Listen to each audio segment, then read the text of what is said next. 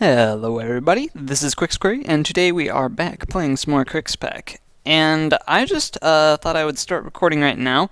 We've done a little bit of work, but there's a creeper explosion that was quite unique, and if I look behind me, you'll kind of start to see why. It was an odd explosion, but after the fact there was... Man, I just don't even know. There's just all this debris everywhere.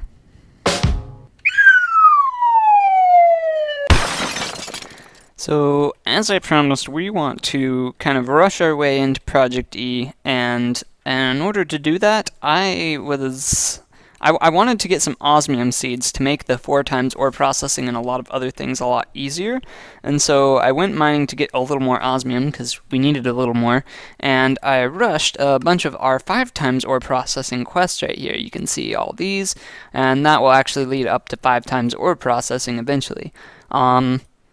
The problem with that is if we flick up the graphic on the screen right now, we actually need a bunch of the ×4 ore processing machines in order to get through the ×5 ore processing stuff in order to get the crystals. And so, yeah, and that's not even including sending the crystals through ×4 processing and stuff like that. And so we need another way of getting osmium because we're running quite low on it. And so what we're going to do is we're going to make something from a mod that was added at one point. There we go. Called Scannable. And this requires the scanner right there. It's actually quite cheap to make, so let's make one of those. We need an energizer, which we can go to the nether for. Okay, and here we go. This only holds 5,000 energy, so that's, you know, quite nice. We picked up our other energizer from the overworld and put it in here just simply because, let's think about this. Simply because our solar panel is no longer functioning as over here, it's actually functioning over there, and the nether was actually doing just fine as far as providing us power, and so I'm not too worried about running low on power super soon. However, when we do run low on power, we'll set up some sort of steam generation stuff over there, so in that factory thing over there, and so the steam generation from mechanism apparently is quite nice, and so we will get there eventually. But now we have our scanner, and what we want to do is we want to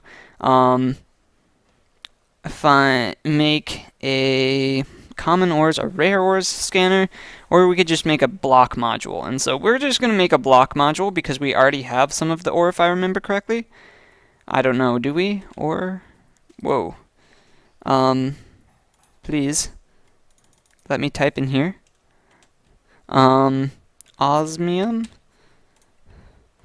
No, we do not have osmium ore, but we can find some fairly easily. So let's make this blank scanner module. Oh, that's actually quite interesting. Okay, do we have any cactus in here? Cactus? We do not. Does that means it has to be down here, right? Time to start moving some of this stuff upstairs. Okay, there we go. There's our blank scanner module, and then our block module right there. So that should be all we need. And now all we need to do is go down into the mines and find 1 piece of osmium ore, and then use on a block to configure the module. And so this will configure the module to that certain block. And so what we want to do is we want to go down into the mines, down right here, and find 1 piece of osmium ore and configure the module to that. I think that's some osmium ore up there. It's pretty hard to see though, so what we're going to do is we're going to use our handy dandy blocks of sticks and come up here, and sure enough it is osmium ore. Okay, and now we'll stand right here, and what we want to do is we want to actually place this down in the world and right-click on the block with our scanner module. Should now be set to osmium ore. Awesome. we now want to mine this up because we still want the osmium ore. But inside our scanner, we want to put our modules. And there's also storage for some inactive modules as well. But if we now right-click right here, it will show us all the different spots where there is osmium ore around here. It looks like there's a big chunk of it right there, so let's go on down over that way. Okay. And let's just mine this direction. Make sure we're going the right way. Right down there. Oh ho ho, I see it. Okay. Now, yeah, that's still glowing and stuff. And it might be kind of hard to see right now, but unfortunately I do not have torches on me. But there is osmium ore right here. And so what we can do is we can vein mine that and get on our merry way going to the next patch of osmium ore. So, the Scannable mod, ladies and gentlemen. Now, among the other things we can scan for is, you can see we can scan for a block, a fluid, or a specific entity. And there's also a range increasing module as well.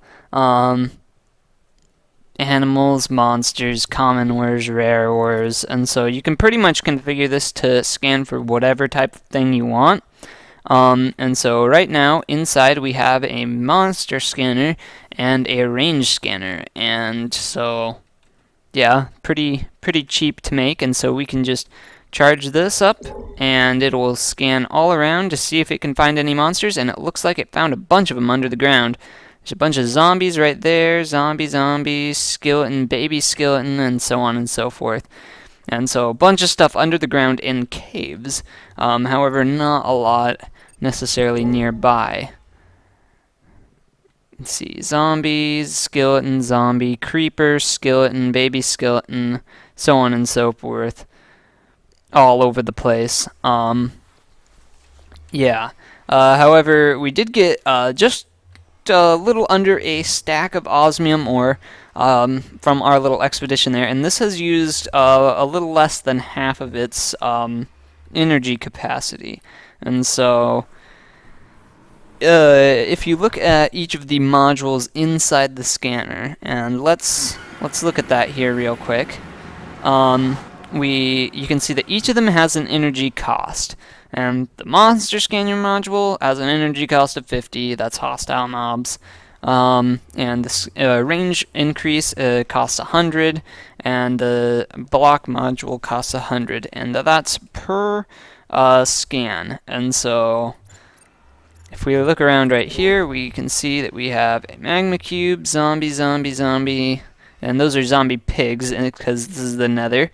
And so the zombies are everywhere, but yeah, that's the idea, at least, that you can do, that you can search for pretty much anything you want to in a pretty decent sized radius. And so that's the scanner module is quite the scanner here is quite useful, and I will be keeping it in my inventory here.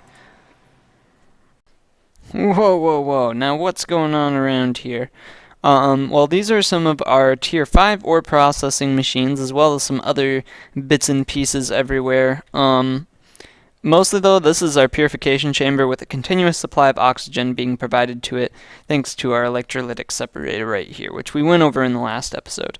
Now, we're just chucking all of our osmium ore into the purification chamber because, yeah, that's how we're processing our ores right now. We have a full out, this is continuously being supplied power, assuming the sun is in the sky, and so if we sleep right now, everything will be recharged, I guess. Yeah, and you can see this is gaining power, however slowly. It is barely able to keep up with all of making sure that this will continuously have power to be able to do everything. And so, while it does currently take quite a long time, that's absolutely fine. We'll get around to getting the speed upgrades and plenty of energy coming in and around this entire area. Right now, we're just happy that we have 3 times ore processing going for this osmium ore. So, as you can see right here, we have completed a couple of our quests. We have our fuel wood heater and our resistive heater, and so what both of these do is they generate heat, which is another form of power type stuff and mechanism. It's required for some of the different things, but specifically, and if we look at our quest book again, it is required to run our thermal evaporation or salination plant. And you can see this is actually a lot of stuff required for this. We need a lot of thermal evaporation blocks, nearly a stack, 3 thermal evaporation valves, a thermal evaporation controller, and 2 advanced solar generators. So okay, so solar generators, that's just some osmium. Other than that, we should be fine there. Now, let's look at the thermal, yeah, there we go, this is the stuff. Okay, thermal evaporation controller requires a copper and a bunch of steel. So that's for 4 of the blocks, and so we essentially need 1 piece of steel per block that we make, right? And then a copper every once in a while, but we're not really super short on copper right now. The thermal evaporation valves each take 4 apiece. And then an advanced control circuit, which is just enriched alloy and a basic control circuit. So that's pretty simple too. And the thermal evaporation controller requires, again, more of these thermal evaporation blocks, 2 advanced control circuits, a bucket, and a glass pane. So it's pretty simple, honestly, to put together, but we need a lot of iron and steel for this. And while our coal supply is actually doing quite well, our iron supply is it's doing meh. But I honestly think we will be able to get through this. Yeah, no, I think we can do this, but I want to go down here and start showing you how things are progressing down here. We've gotten another set of seeds right here. We got our emerald seeds. Made those. I haven't hooked them up to the system yet, but they are there. Now, if we head down here, we can see that in each of the corners we have our small storage crates up there, as you could also see up there. But there are also the logistical transporters heading down from each of them. And these are the item conduits, not conduits, they're the item pipes, item transporters from Mechanism, and we're going to use them to pipe into this small storage crate, and then the import device right here to import into the system. And so that's how this is going to work. Now, and of course we still need to hook up this and our emerald seed chest right there too. But we will get around to that. Now, how are we going to get the items from off the ground once we have our mechanical users actually in place? And by the way, what we have out right now, as far as these droppers go, is actually a stack of droppers. And so we're going to need another bunch of redstone and other stuff like that to go around the outside there, but that shouldn't be too big of a deal. But in the... Let's open this up. Okay, there we go. The... Random Things mod, there is an item that is actually quite handy to have. It is the item collector, and it essentially collects all items from an area around it, and it doesn't even have lag like something like, say, a vacuum chest from Ender.io would in sucking all the items towards it. It'll just pick them up if it can and put it in the inventory. And so no sucking animation of items coming towards things or anything else like that. Just stuff going into chests, which is what we want happening, because we want this to be about as lag-free as possible. Now, when we have our mechanical users set up, we want them to be able to be turned off and on. Now, there's an item that will help us do that. This one is actually from the Actual Editions mod. It is the Phantom Redstone Face, Or there is another option we could use, which is probably what we're going to go with. It's from the Random Things mod, and this one is called the Advanced Redstone Interface. So let's look it up. Advanced Redstone. Okay, there we go. The Advanced Redstone Interface, and it's a little more expensive, but it's still fairly pretty straightforward. And each one of those will hook up to 4 or something like that, different spots in the world. And you know what? Let's actually go over to a creative world just so I can explain what both of these things do. So let's look at the phantom faces from actual editions first. And now there are 4 different kinds of phantom faces, and then there's a phantom placer and a phantom breaker, but those are a little bit different. We're not going to be talking about them, but once you figure out what the phantom faces do, they're actually quite straightforward. There's also a phantom connector, which will connect. It's a tool that's required to use the phantom faces, and the phantom booster, which increases the range. But the range is already actually pretty good, so we're just going to look at what each of these things do. So let's look at the book right here. It says phantom faces are a simple way to connect inventories together. If they have a very important twist, however. Instead of just connecting two inventories, a phantom face simulates the inventory it is connected to. And so essentially it means that it acts as kind of a proxy of sorts for another block. And so, for example, the phantom redstone face will work for redstone signal. And so we've hooked it up to this igniter over here, right? So now, if we turn the redstone on, the redstone signal from this, since this is acting as a proxy, will get read by the igniter over here. At least that's the idea. I don't know how the igniters work. Button.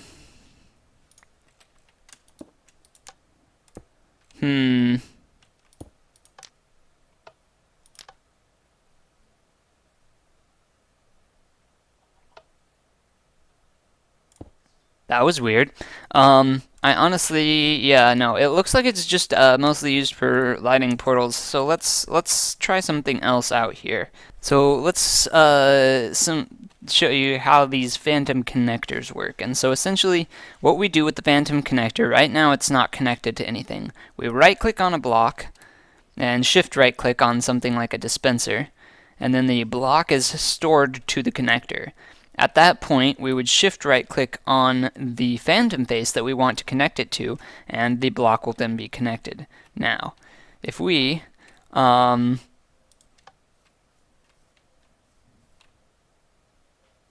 connection is fine and working.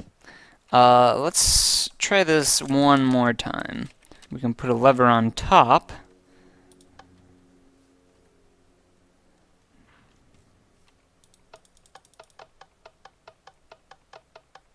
Well, the phantom redstone face does not appear to be working as intended. That's a little bit of a kink in the plan. Okay, so we can't use the phantom redstone faces.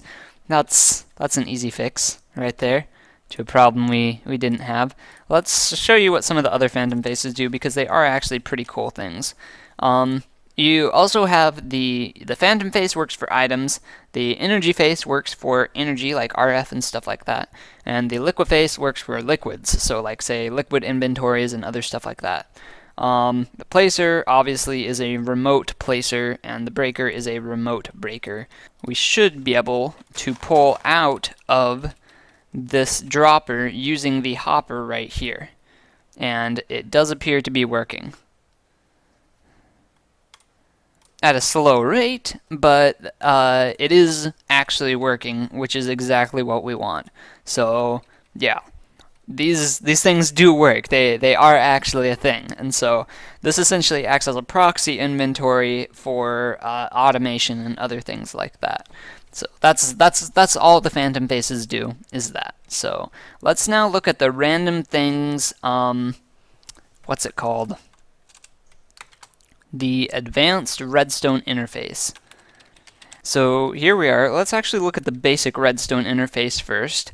Now we can see we have 3 redstone lamps right here. There's no ifs, ands, ors, or buts about tricks or anything like that around them. So the basic redstone interface, let's just set it down right here, allows you to target another thing pretty much remotely. And so if we actually, the redstone activator, essentially all this does is it acts as a portable way of applying a redstone signal to a block. It's not supposed to work for that long. There's some sort of lag going on around here. That's weird. Hold up, what's the game roll random tick speed? Okay, this world seems to be having problems. Let's try this in a different world. Maybe the redstone face does actually work. Okay, let's try this one more time. So now the connection is secured, and okay, maybe the redstone faces do not work. Okay, no shenanigans going on here. We got our basic redstone interface, our 3 redstone lamps. Essentially, what this does is it just applies a redstone signal to a block for a pulse, kind of like a button that you don't actually have to place down anywhere. It's a pretty simple thing. And so we can just use that to activate things like, say, the lever redstone thing over there can be entirely replaced by this redstone activator. But these are position filters, and this is our redstone interface. And so essentially this acts kind of as the same way as a phantom redstone face is supposed to, in that it provides a proxy for all the other blocks there. Now our advanced redstone interface, if we look inside it right here, can hold 1, 2, 3, 4, 5, 6, 7, 8, 9 of these position filters, up to 9 of them.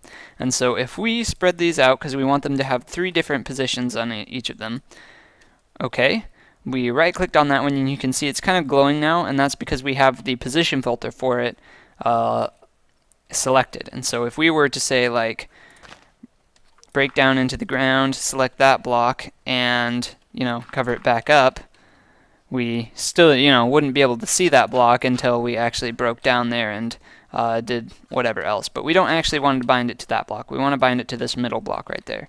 So we got lamp 1, lamp 2, and lamp 3. So now what we can do is we can right-click in here and put those 3 position filters in, and right-click there, and you can see that it will light all of the lamps up all at once. And so that's per position filter. Position filters are actually quite cheap. It's, 4 purple dye and a piece of paper. So we need some source of purple dye. There are easy ways of getting purple dye, but that is not the problem. So we have our basic stuff going right here. We have our mechanical users. Currently they are always on. However, that will change once we get everything hooked up. And now in the corner here we have our advanced item collector, which is just a little more configurable of an item collector. It should be just, should be the same either way within reason. And then a small storage crate underneath there. Now if we go down one more layer, we can see that we have pipes connecting to all of the crates in the corners, and those all going into this crate right here, which is then being imported into the system. And you can see right here, the automation of our iron has brought us significant quantities of it, which is quite nice. We also added a basic bin for the fertilized essence right here, so that we can, have some place for that to go instead of just it sitting in this small storage crate right there and just accumulating and clogging the system up eventually. So that is what we have so far, and we will get around to automating a few more of these and then adding the redstone switches and stuff like that. So as we wrap up, I want to, you can see we have 2 advanced solar generators right here, and if we look in our quest book right here, under machines, we can see that we have completed the thermal evaporation plant quest, as well as the chemical infuser, chemical injector, and we're ready for the 4x ore processing quest. And so, yeah, Good stuff. And so we have all our machines right here, including some stuff in our inventory. This stuff is for 5 times ore processing, and so we're not really going to worry about it quite so much yet. But what we want to do, we're not automating this completely and totally yet. We just want to make sure that all of the gases and liquids and all that other stuff is going into the right places. So what we want to do is we want to set up our small little thermal evaporation plant right here. So this is our thermal evaporation plant, as you can see right here. It's not quite hooked up. Right now it's incomplete. However, what we can do is we can actually take one of these advanced solar generators, and this advanced solar generator will provide this with heat. We can just put it in the corner right there, and the multi-block will complete, and you can say it says formed. And so the solar generator up there will actually provide heat for our thermal evaporation plant right there, which is quite nice. And so now that's one less valve and, less power that we have to worry about providing to stuff through the resistive heater and other stuff like that. And so that we should be all good right there. Now this transfers fluids, and we probably actually need some more of this. Oh yeah, if that's going to be where our thermal evaporation plant is. Aha! So now, the thought is, yes, it is getting water, and it is turning it into brine.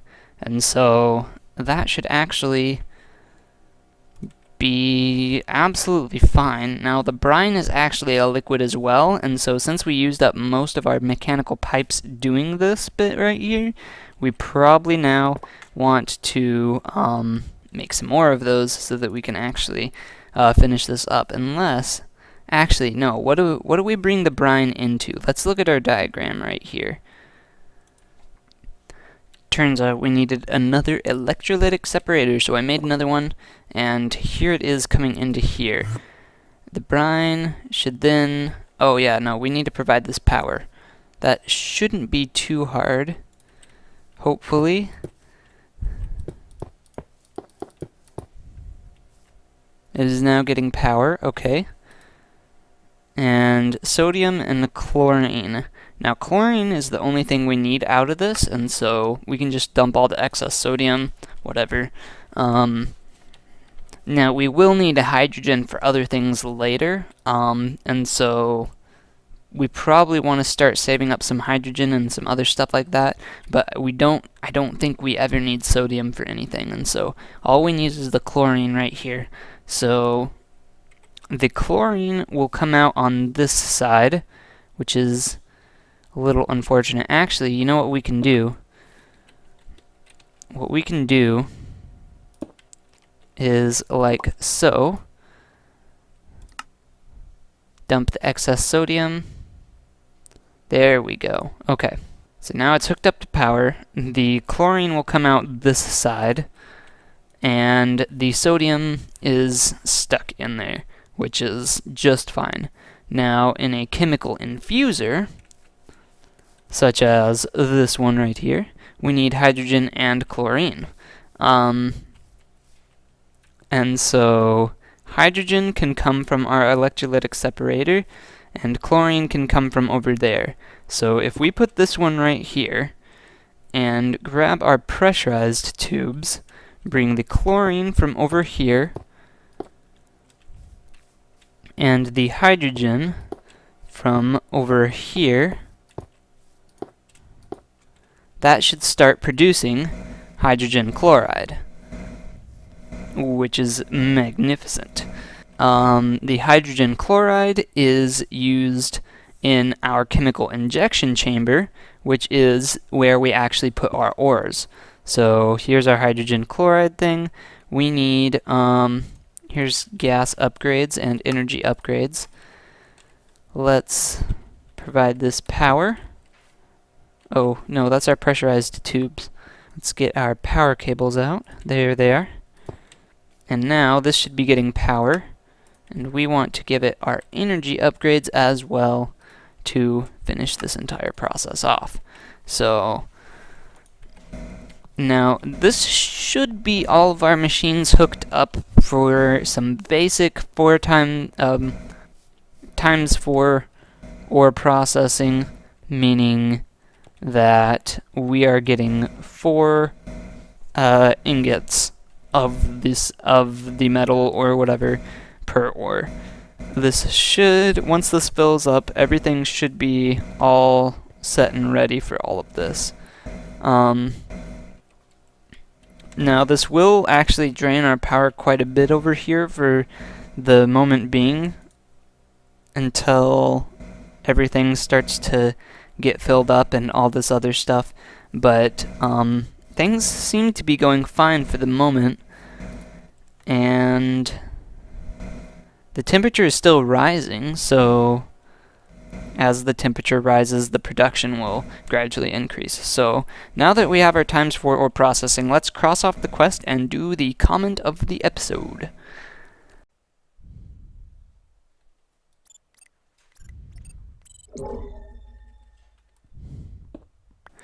So I figured we would plop our osmium ore in here. And so the comment of the episode is from Nikolai Handkerchief, and he's been around for quite some time. I've seen him around. And he says, "I like the quirky sound effects you use. It really sets you apart in your videos. Thank you very much. It's quite a good thing." I really enjoy those comments. They're magnificent.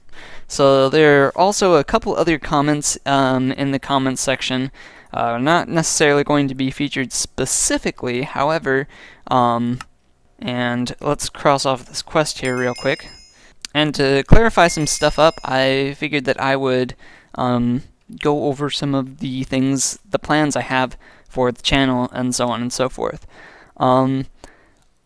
Right now, this is our big main ongoing series, and I want it to stay that way for quite a while. And so what we do is, I actually want to, when Super Mario Odyssey comes out, I want to start releasing videos about that. And now that will not replace this. This is still its own unique thing, and probably will be for quite some time. However, Mario Odyssey just looks like such a fun game, and other stuff like that, and so it's gonna be great. A lot of hype for that. Now, the other thing I want to mention is that I'm probably going to start streaming soon. Not necessarily this specifically, but some other games and stuff like that will be streamed on Twitch. And so whenever I start streaming, I'm going to put a video up and say, "Hey, I'm streaming right now." And it should, so everyone on YouTube can know that, hey, he's streaming on Twitch, and other stuff like that. And I want to make this kind of a commonplace thing, have a streaming schedule, instead of just like the every once in a while streams that I've been doing. And however, that will mean that the streams will get a little bit shorter, and so and so they'll be more like 2-hour streams instead of like the 4-hour streams that I've done before. But they will be much more frequent, and so if you can catch them, fine. If not, that's absolutely fine too.